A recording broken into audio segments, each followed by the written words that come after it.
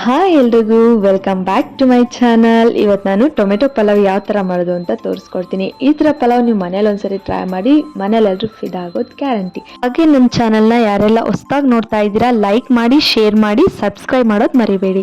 ಬನ್ನಿ ಯಾವ ಥರ ಮಾಡೋದು ನೋಡೋಣ. ಮೊದಲಿಗೆ ಲವಂಗ, ಅನಾನಸ್ ಹೂವು, ಏಲಕ್ಕಿ, ಬೆಲ್ಲ, ಪಲಾವ್ ಎಲೆ, ಚಕ್ಕೆ, ಈರುಳ್ಳಿ, ಧನಿಯಾ, ಕಾಯಿ, ಬ್ಯಾಡಗಿ ಮೆಣಸಿನ್ಕಾಯಿ, ಬಟಾಣಿ, ಅಕ್ಕಿ, ಮರಾಠಿ ಮೊಗ್ಗು, ಮೆಣಸಿನ್ಕಾಯಿ, ಟೊಮ್ಯಾಟೊ, ಕರಿಬೇವಿನ ಸೊಪ್ಪು, ಸೋಯಾ ಚಂಕ್ಸ್, ಹಲ್ದಿ, ಕಸೂರಿ ಮೇಥಿ, ಸೋಂಪು, ಶುಂಠಿ ಬೆಳ್ಳುಳ್ಳಿ ಪೇಸ್ಟ್. ಪಲಾವ್ ಮಾಡ್ಕೊಳ್ಳೋದಕ್ಕೆ ಒಂದು ಮಸಾಲೆ ರೆಡಿ ಮಾಡ್ಕೊಳ್ಳೋಣ. ಅದಕ್ಕೆ 3 ಟೇಬಲ್ ಸ್ಪೂನ್ ಎಣ್ಣೆ ಹಾಕೊಂಡು ಲವಂಗ, ಚಕ್ಕೆ, ಏಲಕ್ಕಿ, ಅನಾನಸ್ ಹೂವು, ಕರಿಬೇವಿನ ಸೊಪ್ಪು, 1 ಟೇಬಲ್ ಸ್ಪೂನ್ ಜೀರಿಗೆ, 1.5 ಟೇಬಲ್ ಸ್ಪೂನ್ ಅಷ್ಟು ಧನಿಯಾ, ಇಷ್ಟನ್ನು ಹಾಕಿ ನೀಟಾಗಿ ಫ್ರೈ ಮಾಡ್ಕೋಬೇಕು.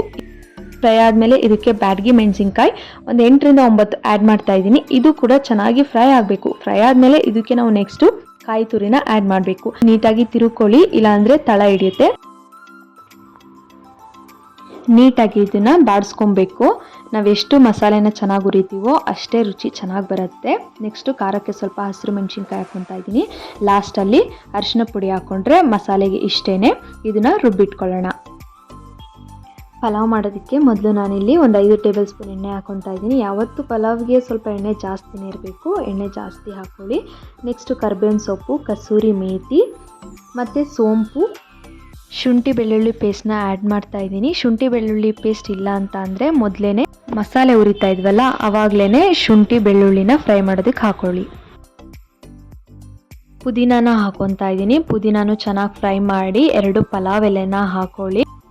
ನಾನಿಲ್ಲಿ 2 ತುಂಡಾಗಿ ಕಟ್ ಮಾಡಿ ಈರುಳ್ಳಿನ ಹಾಕ್ಕೊತಾ ಇದ್ದೀನಿ. ಈರುಳ್ಳಿ ಚೆನ್ನಾಗಿ ಫ್ರೈ ಆಗಬೇಕು. ಈರುಳ್ಳಿ ಸ್ವಲ್ಪ ಕಂದು ಬಣ್ಣಕ್ಕೆ ಟರ್ನ್ ಆದಮೇಲೆ ನೆಕ್ಸ್ಟ್ ಇದಕ್ಕೆ ಟೊಮ್ಯಾಟೋನ ಆ್ಯಡ್ ಮಾಡ್ಕೊಳ್ಳೋಣ. ನಾನಿಲ್ಲಿ ಟೊಮ್ಯಾಟೊ ಬಂದು 4 ಹಾಕ್ಕೊಂಡಿದ್ದೀನಿ. ನೆಕ್ಸ್ಟ್ ನಾನು ರುಬ್ಬಿಟ್ಕೊಂಡಿರೋಂತಹ ಮಸಾಲೆನ ಹಾಕ್ಕೊಂಡಿದ್ದೀನಿ. ಇದು ಎಣ್ಣೆ ಬಿಟ್ಕೊಳ್ಳೋವರೆಗೂ ಬೇಯಿಸಿ ನೆಕ್ಸ್ಟ್ ನಾನು ಇದಕ್ಕೆ ಬಟಾಣಿನ ಆ್ಯಡ್ ಮಾಡ್ತಾ ಇದ್ದೀನಿ.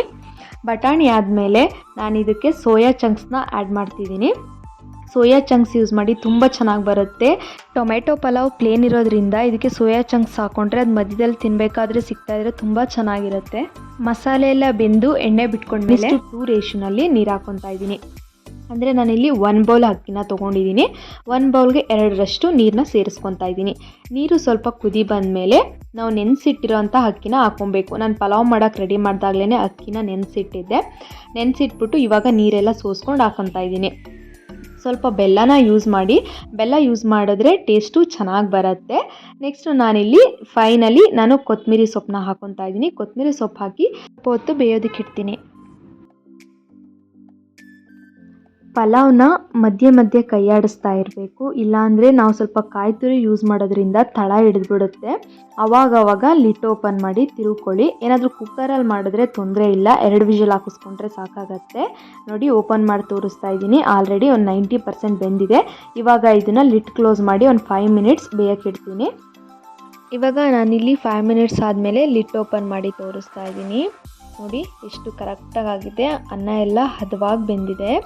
ನಾನೀಗ ಇದನ್ನು ಒಂದು ಪ್ಲೇಟಿಗೆ ಸರ್ವ್ ಮಾಡ್ಕೊತೀನಿ. ಟ್ರಸ್ಟ್ ಮೀ, ಟೇಸ್ಟ್ ಮಾತ್ರ ತುಂಬ ಚೆನ್ನಾಗಿತ್ತು. ನೀವು ಮನೇಲಿ ನಾನು ಹೇಳ್ಕೊಟ್ಟಿರೋ ಇದೇ ಮೆಥಡಲ್ಲಿ ಮಾಡಿ. ಮನೆಯವ್ರು ಎಲ್ಲರೂ ತುಂಬ ಇಷ್ಟಪಟ್ಟು ತಿಂತಾರೆ. ನಾನು ಮಾಡೋ ರೆಸಿಪಿ ನಿಮಗೆ ಇಷ್ಟ ಆದರೆ ಲೈಕ್ ಮಾಡಿ, ಶೇರ್ ಮಾಡಿ, ಸಬ್ಸ್ಕ್ರೈಬ್ ಮಾಡಿ. Thank you.